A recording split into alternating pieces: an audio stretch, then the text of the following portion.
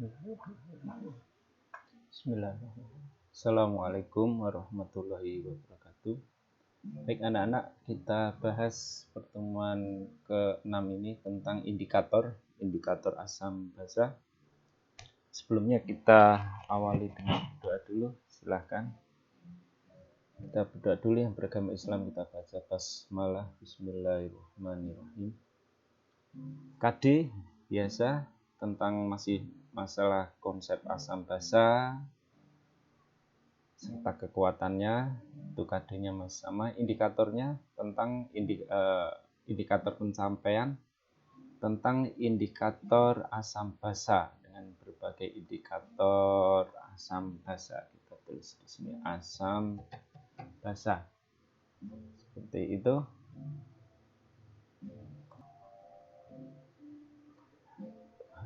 Yang kedua, indikator pencapaian yang kedua, memperkirakan pH larutan elektrolit, tidak lain larutan asam basa maupun larutan netral garam, larutan garam, dengan berbagai indikator. Nah, indikator itu apa? Kita lihat definisi tentang indikator. Bentar anak. Indikator adalah senyawa khusus yang ditambahkan pada larutan dengan tujuan untuk mengetahui perkiraan atau kisaran pH dalam larutan tersebut. Nah, indikator asam maupun basa biasanya adalah senyawa organik lemah, senyawa organik asam lemah atau basa lemah. Kemudian senyawa indikator akan membentuk reaksi kesetimbangan, sehingga artinya apa? Dalam suasana yang pH dalam suasana larutan dengan pH yang berbeda, maka warna larutan indikator akan berbeda. Sebagai contoh, indikator PP fenolftalin berwarna merah. Dia akan berwarna merah jika berada dalam suasana basa, pH di atas 7, larutan yang pH-nya di atas 7, jika ditetesi dengan indikator PP, maka larutannya menjadi berwarna merah atau pink. Warna merah atau pink ini adalah warna dari larutan indikatornya. Kalau dalam suasana netral atau asam, maka larutan PP, indikator PP tak berwarna. Nah, ini penjelasan reaksi kesetimbangannya. Misal indikatornya itu bersifat asam lemah, kemudian kita beri simbol dengan H indikator. Nah, dalam reaksi ionisasi, H terion menjadi H+ dan in negatif. Nah, H warna dalam suasana asam atau netral dia misalnya warnanya A. Kemudian dalam suasana basa warnanya B. Nah, pergeseran kesetimbangan akan berwarna A atau B ditentukan oleh pH dari lingkungan atau larutan yang diuji, atau indikator ini diteteskan pada larutan yang akan diuji. Kalau larutannya itu bersifat basa, maka larutannya akan berwarna B. Tapi kalau larutannya bersifat asam, maka setelah ditetesi dengan H ini, warnanya adalah warna A. Nah, dalam larutan asam, reaksi kesetimbangan indikator akan bergeser ke arah H. Ya, tadi ya sudah saya jelaskan. Kalau asam, suasana asam, dia akan menjadi warna A. Kalau larutan yang diuji itu bersifat basa, maka larutan indikatornya menjadi warna B. Seperti itu.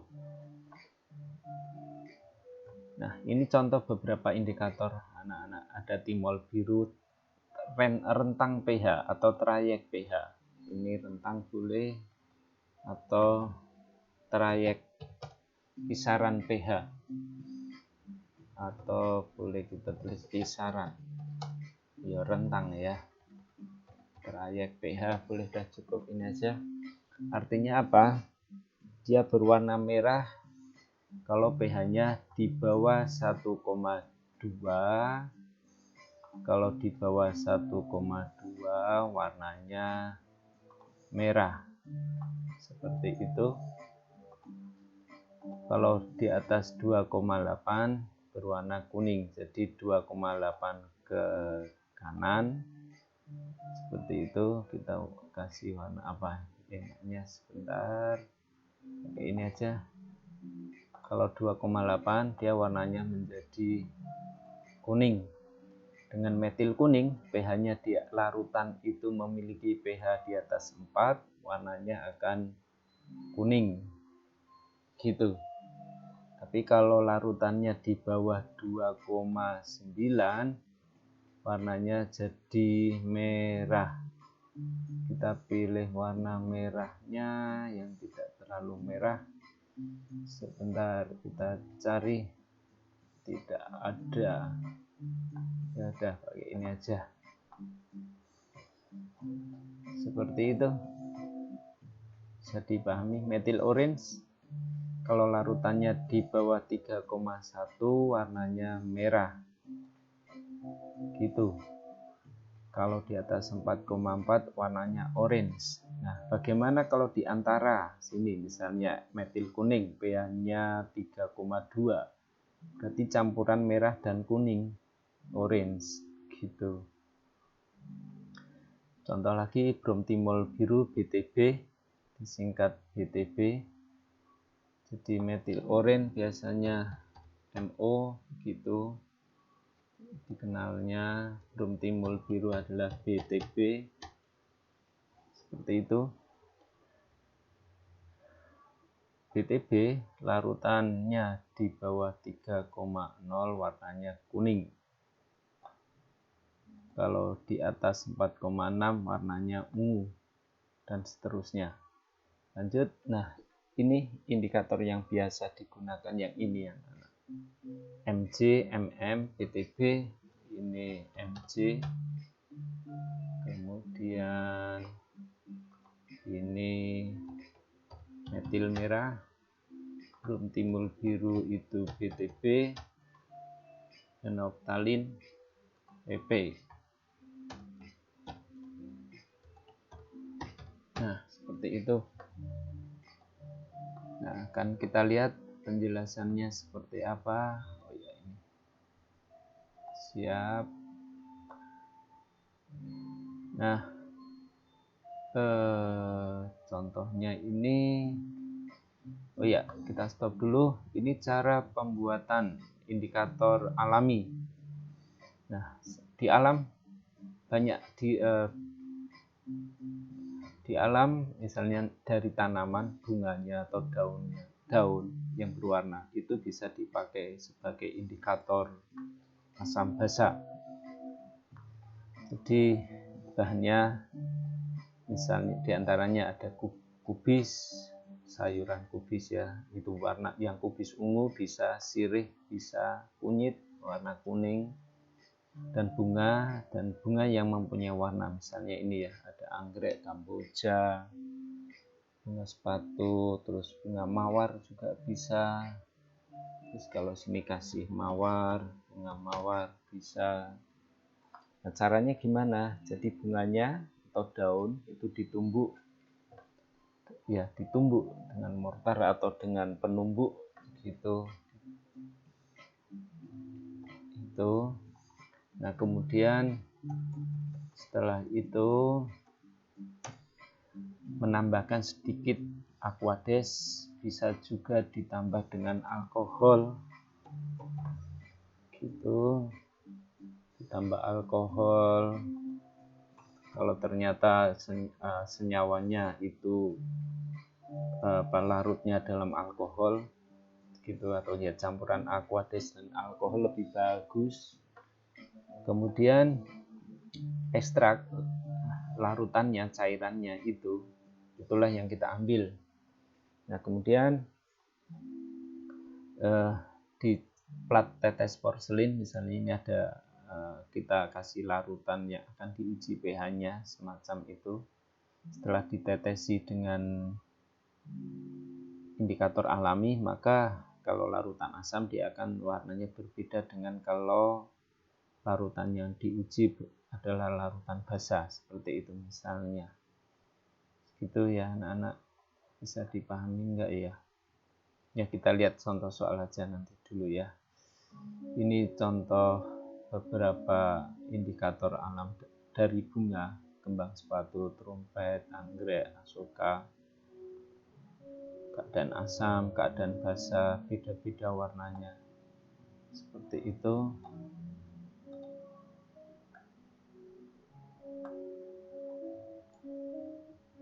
Ya. Sudah, lanjut ya. Kita lihat contoh soal. Nah, ini memperkirakan pH suatu larutan dengan beberapa indikator. Indikatornya ini ada Mg, mm, ppb, phenolphthalein. Nah, misalnya penentuan pH air sungai di suatu kawasan industri. Nah, didapatlah ini hasilnya percobaan, data percobaannya. Jadi ini adalah data percobaan penentuan, data atau penentuan pH air sungai pada peroleh sebagai berikut. Dengan Mg warnanya kuning, dengan mm warnanya kuning juga, dengan ppb hijau, dengan pp tak berwarna. Ini sudah. Nah, kita jawab dengan Mg kuning. Apa artinya kuning? Kita lihat tabel ini. Mg kuning berarti di atas 4. pH-nya di atas 4. Dengan mm kuning, kita lihat trayeknya. Mm kuning itu berarti di atas 6,3. Seperti itu. Kalau Mg kuning di atas 4. Jadi 4 ke atas. Dengan BTB hijau. Nah, kita lihat hijau berarti di antara sini. Jadi hijau itu di antara 6,0 sampai 7,6. Ini di atas 6 atau di bawah 7. Phenolphthalein tak berwarna berarti di bawah 8,3.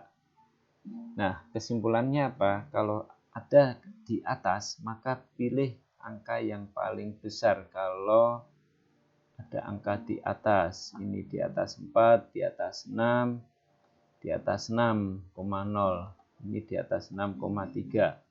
Maka pilihannya adalah yang di atas 6,3. Terus di bawahnya, karena ada pembatasnya di bawah. Begitu, ini di atas semua, tapi ini hijau berarti ada di bawah. Nah, di bawah pilih angka yang paling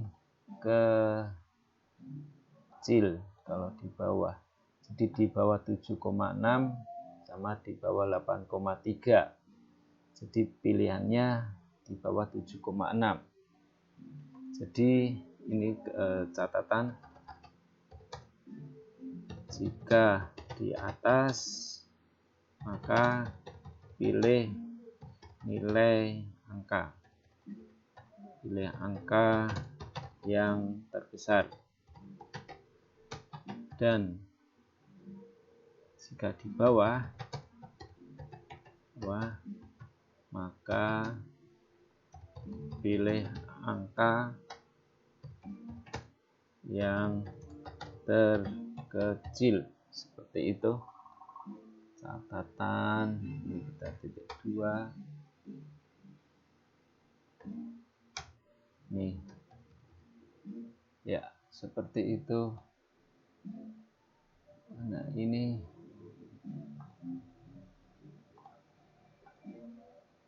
atau dengan cara lain lagi gitu, dengan cara grafik. Tadi pertama Mg kuning, Mg itu di atas kuning di atas 4,0, kuning di atas 6,3. Ini ya, di atas 4,0 Mg, kuning di atas 6,3 ke kanan. Dengan PTB di antara hijau, jadi di antara sini. dengan PP tak warna di bawah 8,3. Kesimpulannya, pilih irisan yang paling banyak, berarti jawabannya ini di atas 6,3 sampai 7,6 irisan yang terbanyak. Seperti itu anak-anak. Kita lanjut soal berikut. Diketahui trayek pH-nya ini. Nah, ini percobaannya. Ini Mg kuning, MM kuning, PTB biru, PP tak berwarna. Nah, dengan cara yang bisa dijawab, kuning di atas 4,0, MM kuning di atas 6,3. Di atas 4, di atas 6,3, kalau di atas pilih angka yang paling besar. Kenapa? Karena 5, pH 5, maka dengan MM mestinya tidak kuning.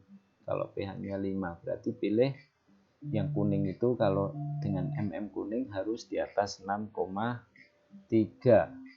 Sehingga jawabannya di atas 6,3. Kemudian biru di atas 7,6. 6,3, 7,6. BTB biru. Kalau 6,5 dengan BTB 6,5 itu hijau di antara. Padahal ini maunya hasilnya biru, berarti harus di atas 7,6. Terus tak berwarna di bawah, sehingga jawabannya di antara 7,6 sampai 8,3. Seperti itu jawabannya. Mana ini? Belum ada jawaban.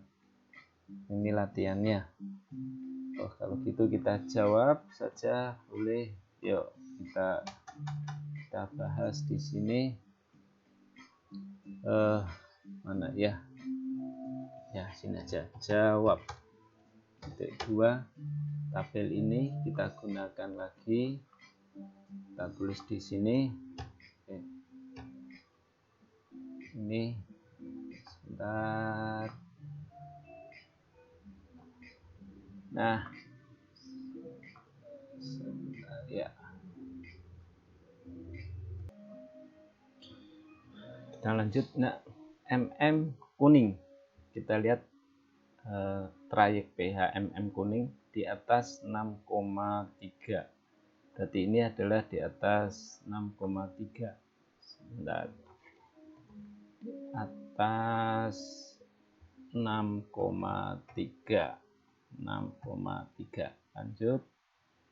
BTB biru berarti di atas 7,6. Nih, di atas 7,6. Nah, sekarang anak lihat di atas semua. Kalau di atas pilih angka yang paling apa? Yang paling besar. Maka ini jawabannya. Kita pilih. Ini gimana ini? Ini yang kita pilih. Kita kasih tanda apa? Centang. Mana ini bisa. Bentar. Nah, seperti ini anak-anak.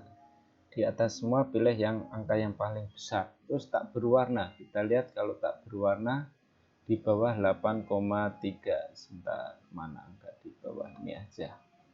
Di bawah 8,3.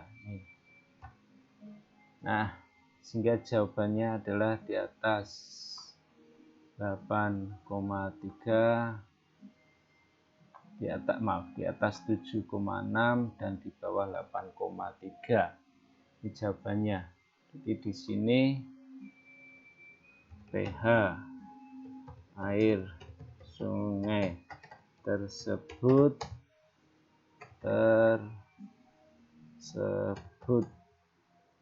di antara 7,6 sampai 8,3. Seperti itu. Nah, bisa dipahami ya. Itu kemudian nomor 2, kita lihat soalnya ini Ini trayek pH seperti itu. Nah, kemudian ini hasilnya. Kuning, merah, kuning tak berwarna. Kuning berarti di atas 4,0, merah di bawah 4,2, kuning lagi di bawah 6,0, tak berwarna 8, di bawah 8,3. Silahkan anak coba dulu, silahkan dicoba, coba kerjakan. Ini kita pindah ke bawah.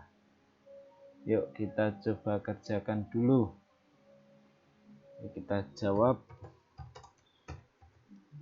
Ini trayek pH-nya. Oke, enggak kelihatan. Supaya terlihat ya.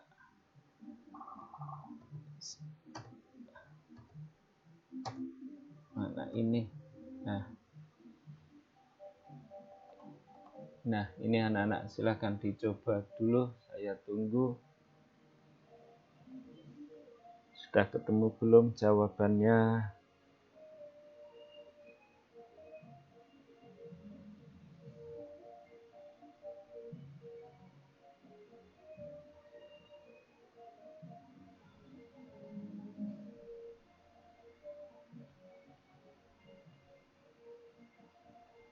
Silahkan nah ya dicoba. Baik, kita bahas ya. Ini datanya kita copy, kita paste di sini, kemudian kita geser. Yuk, kuning trayek pH ini. Yuk kita tambahi dulu sebelah kanan. Nah, ini perkiraan pH. Perkiraan pH. Seperti itu. Kita siap.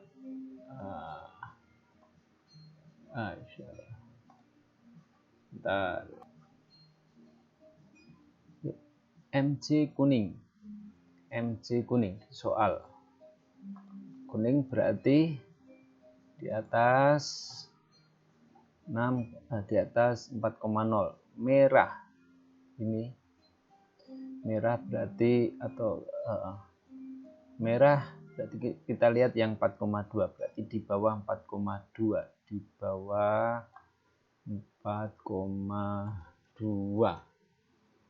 4,2. Kemudian BTB kuning 6,0, di bawah 6,0. Salah, ini di bawah 6,0. Begitu. PP tak warna di bawah 8,3. Nah, anak-anak lihat, ada angka di bawah semua.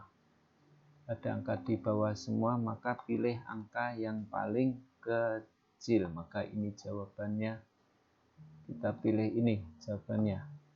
Terus yang di atas cuma 1. Kalau di atas maka pilih yang angka paling besar. Yang paling besar cuma 4,0 di atas, di bawah pilih angka yang paling kecil. Sehingga jawabannya pH larutan, pH air sungai. pH air sungai tersebut adalah di antara 4,0 hingga 4,2. Seperti itu anak-anak. Bisa dipahami ya. Itu perkiraan materi tentang indikator, memperkirakan pH suatu larutan dengan beberapa indikator. Oh ya anak, kemudian indikator alam tadi, kembali ke indikator alam, anak bisa mencoba. Jadi misalnya dari bunga gitu ya, bunga ditumbuk sampai halus, kemudian ditambah sedikit air, dicampur dengan alkohol boleh. Nah, yang dipakai larutannya. Terus misalnya ada larutan cuka, ditetesi dengan indikator yang anak buat, warnanya apa. cuka adalah asam. Kemudian untuk basanya anak bisa menggunakan larutan sabun. Larutan sabun ditetesi dengan indikator alam yang anak buat, warnanya menjadi apa. Kalau yang anak buat itu bisa sebagai indikator, maka setelah diteteskan ke cuka atau ke larutan sabun, warnanya akan berubah. Jadi anak bisa mencoba sendiri gitu, atau mau dipakai sebagai tugas terlalu berat enggak, di video satu saja boleh. Artinya satu indikator alam yang anak buat bisa dari bunga mawar atau bunga kamboja, anggrek juga bisa, kunyit bisa, atau apa ya, daun juga bisa, dari daun apa ya silakan dicoba, bisa. Nah, seperti itu. Dah, itu dulu. Terima kasih anak-anak. Kita akhiri dengan berdoa. Alhamdulillahirrahmanirrahim. Tetap semangat belajar ya anak-anak. Cukup. Terima kasih. Assalamualaikum warahmatullahi wabarakatuh.